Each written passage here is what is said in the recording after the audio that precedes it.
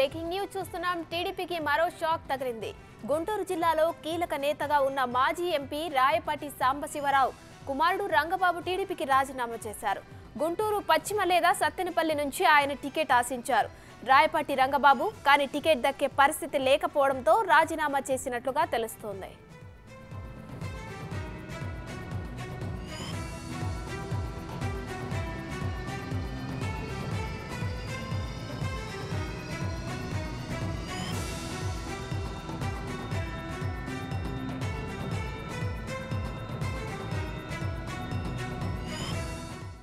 టీడీపీకి మరో షాక్ తగిలింది. గుంటూరు జిల్లాలో కీలక నేతగా ఉన్న మాజీ ఎంపీ రాయపాటి సాంబశివరావు కుమారుడు రంగబాబు టీడీపీకి రాజీనామా చేశారు.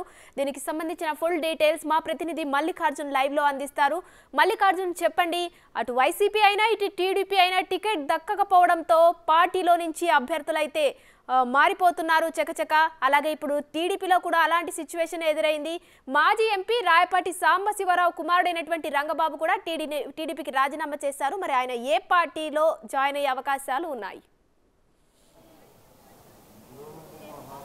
ఉమశ్రీ, ప్రధానంగా ఎవరైతే ఎంపీగా కూడా దాదాపుగా గుంటూరులో 2 సార్లు పనిచేశారు, తర్వాత నరసరావుపేటలో కూడా ఒకసారి పనిచేశారు. 2019లో అక్కడ వైసీపీ అభ్యర్థి లావు శ్రీకృష్ణ దేవరాయల పైన కూడా ఎవరైతే రాయపాటి సాంబశివరావు ఓడిపోవడం జరిగింది. ఆ రోజు నుంచి కూడా ఆయన కొంచెం అనారోగ్యం చూస్తే హాస్పిటల్లోనే ఉండటం జరుగుతూ ఉంది. ఆయన వారసుడుగా కూడా ఆయన కొడుకు రంగబాబు వ్యవహరిస్తూ ఉన్నారు. ప్రధానంగా టీడీపీలో ఏ యాక్టివిటీ ఉన్నాయి, ఇటు నరసరావుపేట కావచ్చు, అటు సత్తెనపల్లి కావచ్చు, గుంటూరు జిల్లా రాజకీయాల్లో కూడా ఆయన రంగబాబు చాలా కీలక పాత్ర పోషిస్తూ వచ్చి ఉన్నారు. దానికి సంబంధించి ఎటువంటి పార్టీ కార్యక్రమాలు జరిగినా ఆ పార్టీ కార్యక్రమాల్లో ఆయన పాల్గొంటూ కూడా వస్తూ ఉన్నారు. ప్రధానంగా ఆయన వారసుడు ఎవరైతే దాదాపుగా కూడా 30-40 సంవత్సరాల నుంచి ఆయన రాజకీయాల్లో ఉంటున్న సాంబశివరావు వారసుడుగా రంగబాబు వచ్చిన నేపథ్యంలో కూడా అతను సీటు కూడా ఆశిస్తూ ఉన్నారు. ప్రధానంగా సత్తెనపల్లి నుంచి కోడెలు వెళ్ళిపోయిన తర్వాత ఆయన అక్కడ సీటు ఆశిస్తూ ఉన్నారు. ఇటు కోడెలతో పాటు రంగబాబు కూడా అక్కడ సత్తెనపల్లి సీటు ఎక్కువగా ఆశించినప్పటికీ అక్కడ కోడెల శివరాం ఉండటం నేపథ్యంలో కూడా అక్కడి నుంచి ఆ సీటు లేకపోయినా కనీసం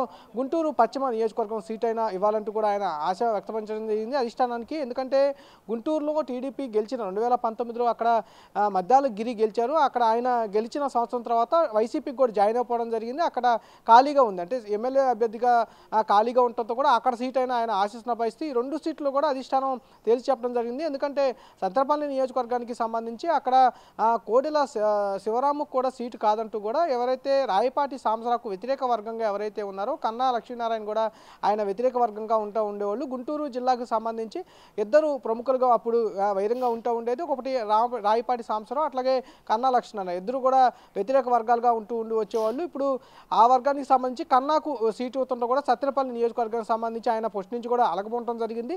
ఆయనకి ఎలా సీటు కేటాయిస్తారు, మేము పార్టీలో సంబంధించి దాదాపుగా 10 సంవత్సరాల నుంచి సేవ చేస్తూ ఉన్నాం, సీనియర్గా ఉన్న రాయపాటి సాంబశివరావు వారసుగా నేను వచ్చాను అంటూ కూడా ఆయన అధిష్టానానికి వెల్లడించడం జరిగింది. ఆయన అభిప్రాయాన్ని కూడా తెలియజేయడం జరిగింది. అయితే సీటు విషయానికి వచ్చేసరికి సత్తెనపల్లి మటుకి కంపల్సరీగా కన్నా లక్ష్మీనారాయణకే కేటాయిస్తామంటూ కూడా అధిష్టానం క్లియర్ డైరెక్షన్ ఇచ్చిన నేపథ్యంలో కనీసం పశ్చిమ నియోజకవర్గం గుంటూరు పశ్చిమ నియోజకవర్గం అయినా కేటాయించాలంటూ కూడా ఆయన సంబంధించిన కోరికను కూడా ఆయన అధిష్టానం ముందుకు తీసుకెళ్ళడం జరిగింది. కానీ అక్కడ వేరే వ్యక్తి కూడా ఇప్పటికి ఇన్ఛార్జిగా నడుస్తున్న పరిస్థితి కనిపిస్తూ ఉంది. ఆయనకు కూడా ఇక్కడ సీటు రాపోవడంతో కూడా రంగబాబు టీడీపీకి రాజీనామా చేసి వేరే పార్టీకి సంబంధించి చేరాలని కూడా ఒక నిర్ణయం తీసుకుంటున్నట్టు కూడా తెలుస్తూ ఉంది. దాని నేపథ్యంలో కూడా ఆయన రాజీనామా చేసినట్టు కూడా తెలుస్తూ ఉంది. ఉమశ్రీ, మల్లికార్జున్, ఎందుకు రంగబాబు ఆశించిన 2 టికెట్లను టీడీపీ అధిష్టానం నిరాకరించింది?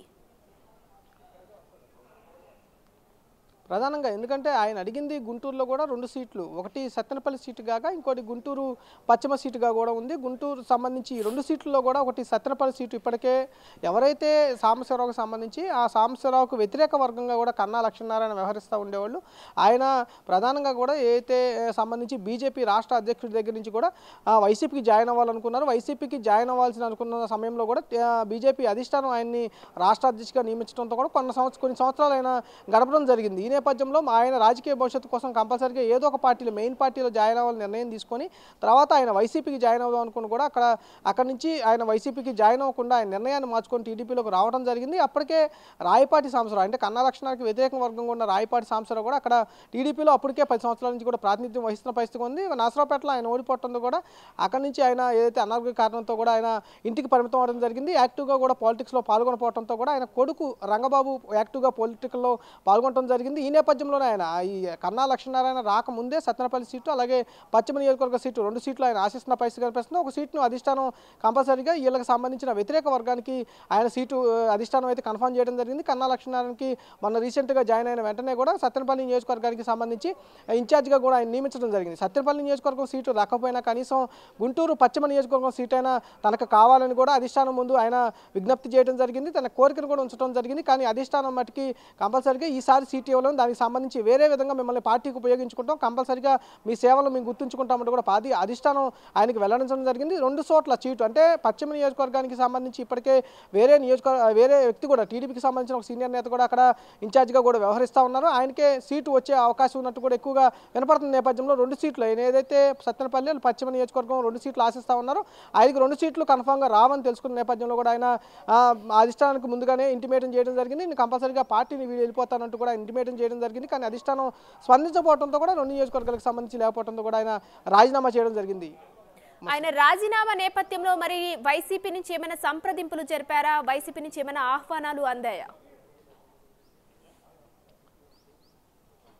అంటే ఇప్పటికైతే ప్రస్తుతానికి ఆయన ఏ రాజకీయ పార్టీకి వెళ్తారనేది మట్టికి కొంత సందిగ్ధంగానే ఉందని చెప్పుకోవచ్చు. ఎందుకంటే వైసీపీ పార్టీకి సంబంధించి సత్తెనపల్లి నియోజకవర్గానికి కూడా అంబటి రాంబాబు మంత్రి ప్రస్తుతం ఉన్నాడు. ఆయన సిట్టింగ్ ఎమ్మెల్యే, ఆయనకే సీటు వస్తుందంటూ కూడా కొంచెం అధిష్టానం సూచించినట్లు కూడా ఆయన గ్రౌండ్ ప్రిపేర్ చేసుకున్నట్లు తెలుస్తూ ఉంది. అంతేకాకుండా పశ్చిమ నియోజకవర్గానికి సంబంధించి గుంటూరు ఏదైతే పశ్చిమ నియోజకవర్గం ఉందో ఇప్పటికే చిలకలూరుపేట నుంచి కూడా ఆమెని గుంటూరు పశ్చిమ నియోజకవర్గానికి షిఫ్ట్ చేయడం జరిగింది. వైసీపీలో కూడా ఈ 2 సీట్లు కూడా ప్రస్తుతానికి ఫుల్ అయిపోయినాయని కూడా చెప్పుకోవచ్చు. వైసీపీ తరపు నుంచి కాకుండా మిగతా 2 పార్టీలు ఏదైతే కాంగ్రెస్ కానీ అలాగే టీడీపీ కానీ, ఎందుకంటే రాయపాటి సాంబశివరావుకు ఏదైతే ఏముందో సొంత గూటి ఏదైతే ఉందో కాంగ్రెస్ అని చెప్పుకోవచ్చు, ఆ గూటికన్నా వెళ్ళే అవకాశం ఎక్కువగా ఉందని కూడా చెప్పుకోవచ్చు. ఎందుకంటే ఇటీవల షర్మిల కూడా కాంగ్రెస్ పార్టీలో జాయిన్ అవుతుందో కూడా చాలామంది వైసీపీ నేతలు కాంగ్రెస్ గూటికి వెళ్ళాలని కూడా ప్రయత్నాలు చేస్తూ ఉన్నారు. అందులో భాగంగా రంగబాబు కూడా వెళ్ళే అవకాశం కూడా కనిపిస్తూ ఉంది.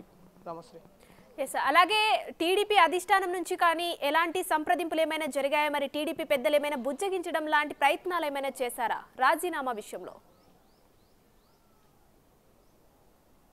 టీడీపీ అధిష్టానం అయితే ఇప్పటివరకు రంగబాబుతో కూడా చర్చలు జరిపినట్టు దాఖలాలు లేవు. ఎందుకంటే ఆయన దాదాపుగా నెల క్రితమే దానికి సంబంధించి నేను రాజీనామా చేయాలనుకుంటున్నాను కూడా అధిష్టానానికి ఆయన దానికి సంబంధించిన కోరికను కూడా వెల్లడించడం జరిగింది. నాకు ఇక్కడ న్యాయం జరగట్లేదనే విషయాన్ని కూడా పదే ఎక్కడైతే అధినాయకుడికి కావచ్చు అలాగే సంబంధించిన ఇక్కడ జిల్లాకు సంబంధించిన నేతలకు కావచ్చు ఆయన పదే చెప్పినప్పటికీ కూడా టీడీపీ అధినాయకత్వానికి ఆ విషయాన్ని తీసుకెళ్ళినప్పటికీ కూడా అధిష్టానం ఈ సీట్లు అయితే ఇచ్చే పరిస్థితిలో లేము. ఎందుకంటే ఓ పక్క జనసేనతో కూడా పొత్తులో ఉన్నాము, మిగతా సీట్లన్నీ కూడా అడ్జస్ట్ చేసుకోవాల్సిన పరిస్థితి, మీకు కంపల్సరీగా పార్టీకి సంబంధించి ఒక కీలక పదవిని మేము ఇస్తాము, కంపల్సరీగా అధికారంలోకి రావాలి కాబట్టి సీట్ల అడ్జస్ట్మెంట్ల విషయంలో కొంత గందరగోళం ఉంది కాబట్టి కంపల్సరీగా మీ పార్టీకి సంబంధించి సేవలను మేము ఉపయోగించుకుంటామంటూ కూడా ఆయనకి హామీ ఇవ్వడం జరిగింది. వేరే విధంగా ఏమైనా ఇద్దాము, పార్టీ సీట్లు ఎమ్మెల్యే సీట్ల మటుకి కొంచెం కష్టంతో కూడుకున్నది కాబట్టి మీరు ఆ విధంగా పనిచేయండి అంటూ కూడా ఆయన సూచించడం జరిగింది. ఈ నేపథ్యంలో కూడా ఆయన సీటు రాదని కన్ఫర్మ్ చేసుకున్న తర్వాత ఆయన రాజీనామా చేయడం అయితే జరిగింది. రాజీనామా చేసిన తర్వాత పార్టీ అధిష్టానం అయితే ఇప్పటివరకు స్పందించిన దాఖలాలు అయితే కనిపించట్లేదు. Umashree, right, thank you Mallikarjun.